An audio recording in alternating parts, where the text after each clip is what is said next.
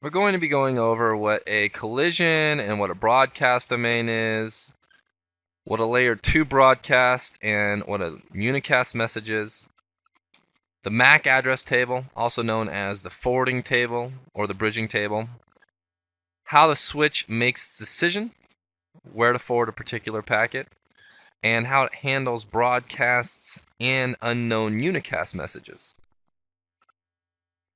Let's first talk about what a collision domain is and what it means when multiple machines share one collision domain. The best way to illustrate that is if this center device is a hub. A hub does not separate collision domains. So all machines, PC1, PC2, PC3, and PC4, are all in the same collision domain. Since all machines are in the same collision domain, let's take a look at what happens when PC4 sends a message. It leaves the network interface card, enters the hub through this interface right here, and what the hub does, it's simply a multi-port repeater. It takes that signal, regenerates it, and sends it out all other interfaces. So the problem is, if machine 2 were sending at the same time, there would be a collision. That's where they get the term collision domain. So when multiple machines share one collision domain, only one machine can send at a time. So what happens is machine 4 would go ahead and listen to make sure no one else is sending, then go ahead and send. And that's called carrier sense CCNA, multiple access with collision detection. It's basically listening to the line, making sure the coast is clear, and going ahead and sending. And that's how an Ethernet environment operates when you're using what's called half duplex communication. Half duplex means you can send or receive, but you can't do both at the same time. Now, if this center device is a switch, we've got 4 ports on the front of this switch. Each port on the switch is in its own collision domain. There's buffering at the ports. What that means is there are 4 collision domains on this switch right here if it's a 4-port switch, and each machine is in its own collision domain. Meaning, machine 4 now, if he can go ahead and send, the switch takes the traffic, puts it into the buffer. It'll even go ahead and read the MAC address on it, determine what port we're going to or needed to go out of. Let's say it needed to go out of port 2 to PC2 and send it out the appropriate port. It does not send the traffic out all ports unless, and we'll talk about this in a moment, if the forwarding table is empty or it doesn't know where the destination MAC address lies. And what's nice about this is the switch also has the ability to operate in full duplex mode. So if we're in full duplex communication mode, machine 2 can send at the same time as machine 4 and not collide. The traffic will simply bypass each other, because what happens is machine 2 is using different wires inside of this Ethernet cable here. It uses different wires to send and different wires to receive. So in an environment with full duplex communication, all machines are in their own collision domain. They can go ahead and send and receive at the same time and not worry about collisions. That CCNA CD I talked about earlier, the carrier sense multiple access with collision detection, that is actually disabled when the network interface cards on the machines here are operating in full duplex mode. Now let's talk about a broadcast domain. And as far as determining what a broadcast domain is, this center device can be a hub or a switch. Both hubs and switches will forward broadcast messages. And what really defines a broadcast domain is what machines will receive a broadcast message. So, how we know that machines 1, 2, and 3 are in the same broadcast domain as machine 4 is because when machine 4 sends a broadcast message out, it'll reach everybody. Now, let's take a look at an example of a broadcast message, such as an ARP request. ARP stands for Address Resolution Protocol, and this is a type of broadcast message that is used to resolve an IP address to a MAC address. Now let's take a look at machine 4. Let me number these machines real quick. Machine 1, machine 2, machine 3, and machine 4. If machine 4 were to send out an ARP request to resolve an IP address to a MAC address, what would happen is if this device were a hub, it would take that one message, no matter what type of message it is, and send it out all of the ports. So the machine with the appropriate IP address would get this ARP request, send back its MAC address. If this center device were a switch, it'd have to know it needed to forward all this information. And what would happen is this ARP request has a destination MAC address of all Fs. 12 Fs all in a row. Now, when the switch sees the destination address of all Fs, what it does is it looks in what's called a forwarding table, and it looks to see if a MAC address of all Fs is associated with any of these other ports here. There will never be a MAC address of all Fs associated with any particular port, because no machine is going to have a MAC address of all Fs. At least it shouldn't.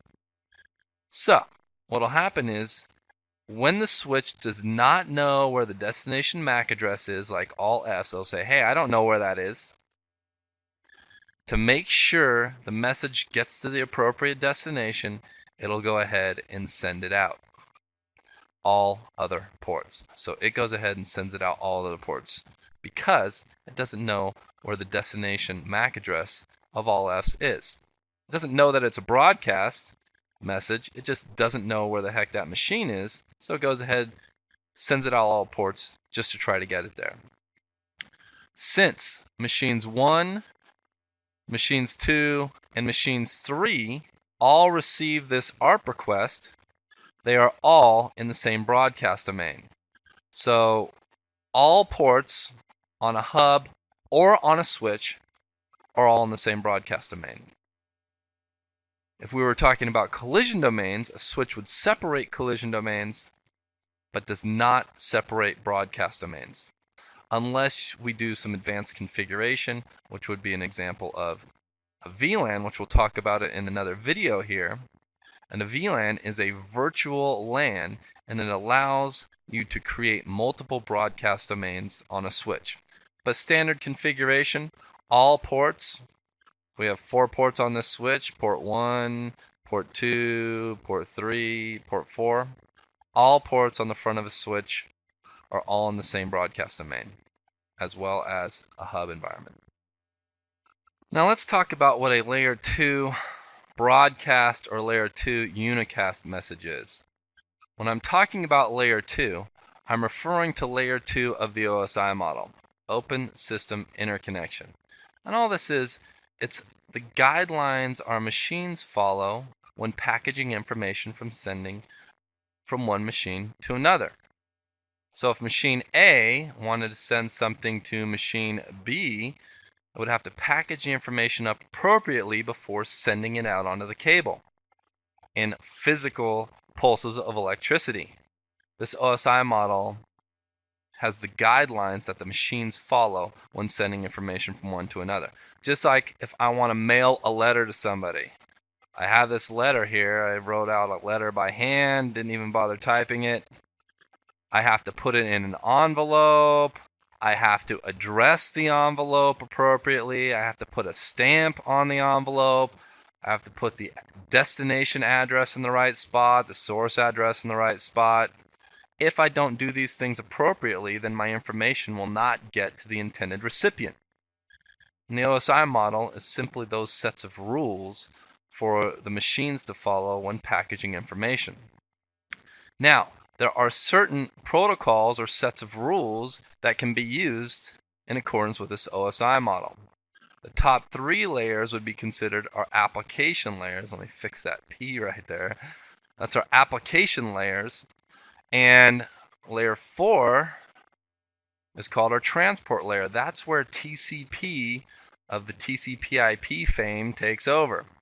TCP will take the data from whatever application you've got, such as FTP program, and break it up into smaller chunks. Each one of those smaller chunks needs to get an IP address on it. So the IP address gets put on. Once the IP address is on in an Ethernet environment, the next step is to put the MAC address on. Now, switches function at layer 2 of the OSI model because they read MAC addresses. So when I'm referring to a layer 2 broadcast or a layer 2 unicast message, I'm talking about a broadcast MAC address that's destined for everyone, or a unicast MAC address that's destined for one particular machine. And let's take a look at the sending of those different types of messages. Now, for each one of these different machines here, I've given them a MAC address. Typically, the MAC address is not 2 hexadecimal characters. What is hexadecimal? It's 0 through 9 or A through F. 0 through 15, basically. Typically, the MAC address is 12 hexadecimal characters. I'm just too lazy to write out 12 hexadecimal characters, so I'm using 2. The MAC addresses are burned onto the network interface cards at the factory, so to effectively change a MAC address without spoofing or anything like that, you would have to go in and actually swap out the network interface card. Now, a layer 2 broadcast, again, as we just saw with the OSI model, layer 2 addressing is a MAC address. A layer 2 broadcast message has all Fs for the destination. And what happens is when a machine sends a layer 2 broadcast message, just like I talked about earlier, ARP would be a good example of that. When it sends it out, all Fs is the destination address, it hits the switch, and it goes to all other machines. That's a layer 2 broadcast message.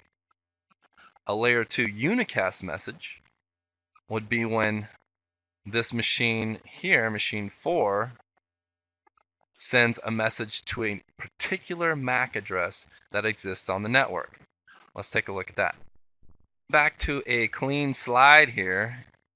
If machine 4 wants to send something to machine 1, that is machine 2, that's machine 3. Machine 4 wants to send something to machine 1, specifically has the MAC address.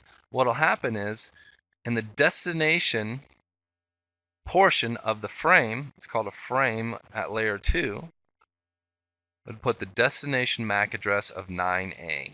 Send it out. It hits the switch. The switch would read that destination MAC address of 9A and go, oh, that's connected to port 1, and go ahead and send it out of interface 1. Machine 2 and machine 3 would never see this package. Now, let's take a look at the MAC address table, also known as the forwarding table, that the switch keeps. Let's say we just turned on the switch. We've got ports 1, port 2, port 3, and port 4 on the switch, and each port has a machine plugged into it. Each machine has a different MAC address. There should never be conflicting MAC addresses on the networks. I have heard of it, I haven't run into it myself, but most of the time it's safe to say that all of your machines plugged into the network will have different MAC addresses.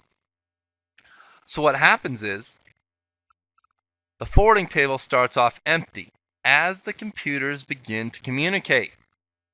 Let's say computer A sends something to computer D. So I'm just putting computer A here, computer D down there, sends something to computer D. At layer 2 of that OSI model, the source MAC address would be 9A, the destination MAC address would be 6E. Packages it up and sends it out.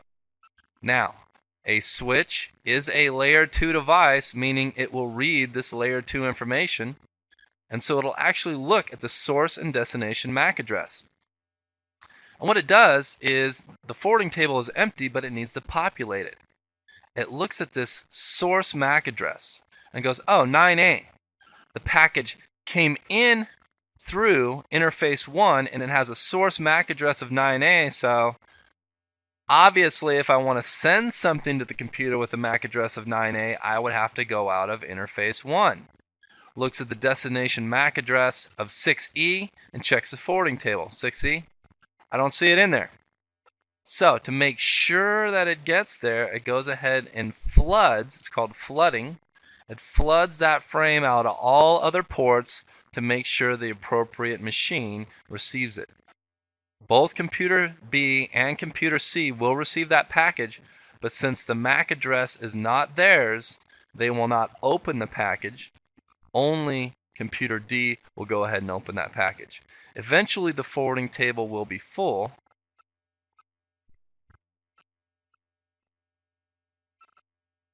So when any computer sends to another computer in this environment, let's say computer B sends to computer C, it'll go directly there. Computer B sends something out, it'll only go directly to computer C because the forwarding table is populated. It only floods packages or frames that it does not recognize the MAC address on. And again, the example of the broadcast, let's say computer D sends out a broadcast message. The destination address for a broadcast is all Fs. Again, goes into port 4 here. The switch reads the layer 2 address, all Fs, and goes, hey, I don't see all Fs in here, so let me go ahead and flood it out all other interfaces to make sure it gets there. That's how the forwarding table gets populated, and that's also how the switch makes its forwarding decision. Let's take a look at a little bit more complicated environment. In a more complicated environment, we might have multiple switches connected together. We've got switch A and switch B over here. Here's the forwarding table for switch A. Here's the forwarding table for switch B. Port 1, port 2, and port 3 are represented in the forwarding table for switch A. So what would happen is eventually, after communication took place, switch A would know on port 1 you've got C4, port 2 you've got 9D. Now the tricky part is this uplink port right here. Port 3 connects over to switch B. It's an uplink. And what would happen is eventually it would have multiple MAC addresses listed under port 3. So it'd have B3 and E7 there. B, port 1 is its uplink port, so it would have MAC addresses of C4 and 9D once the forwarding table is completely populated. There's no limit to the number of entries that can show up under an uplink port. The more realistic limit would be how large do you want your actual broadcast domain to be, because the larger the broadcast domain, the more traffic that's going to be running on it. So in this situation, let's say a computer with a MAC address of C4 right here wants to send something to computer with a MAC address of E7. At layer 2, it'll go ahead and package up its data, source MAC address C4, destination E7, and go ahead and send it out. Hits the switch, goes in interface 1, the switch looks at it and goes, oh, C4, you're still associated with port 1, that's right. E7, let me check my forwarding table. Oh, that's got to go out of interface 3. Goes ahead, sends it out. Hits interface 1 on this switch, looks at the source C4. Okay, that's still associated with port 1. That's fine. Destination MAC address is E7. Let me check my forwarding table. Right here, it's got to go out port 3. Goes ahead, sends it out port 3. All the other systems will not see that. Now again, if this were a broadcast message originating from computer C4 right here, the destination MAC address would be all Fs. Let's watch what happens when he sends that out. Sends out the all S, hits the interface, says all S. I don't see that in my forwarding table. I better flood it. Flood it out here, flood it out there.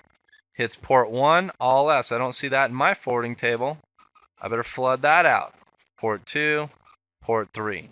So that broadcast or an unknown unicast message would get forwarded to everybody. So, we've talked about what a collision and what a broadcast domain is. We've talked about a layer 2 broadcast and a layer 2 unicast message and what layer 2 actually refers to.